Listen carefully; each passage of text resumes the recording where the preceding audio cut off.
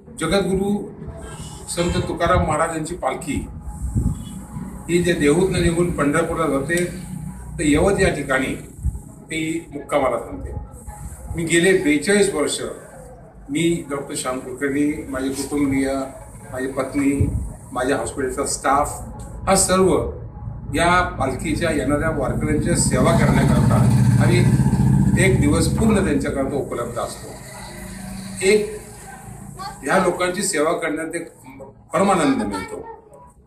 दरवर्षी गेले 42 वर्ष आम्ही हा एक प्रकार चालू ठेवला आहे की ह्या वारकऱ्यांच्या करता गावकरी जे गोळा करतात त्या एक पोत्याची भाकरी आम्ही आमचं योगदान म्हणून देत असतो। ह्या व्यतिरिक्त गेले 10 वर्ष सातारा जिल्ह्यातील कोरेगाव तालुका यातली एक दिंडी येते। कोरेगाव हे त्या ठिकाणी असलेलं वाघोली हे माझं मूळ गाव, तर त्या ठिकाणची येणारी दिंडी त्यासाठी एक 150 ते 200 माणसं असतात। त्याही माणसांची या आपण हॉस्पिटलच्या प्रिमायसिसमध्ये त्यांची जेवणाची व्यवस्था करतो आणि हे देत असताना या वारकऱ्यांच्या बरोबर एक 10 डॉक्टरांची टीम असते त्यांना मदत करण्याकरता किंवा आरोग्य सेवा पुरवण्याकरता।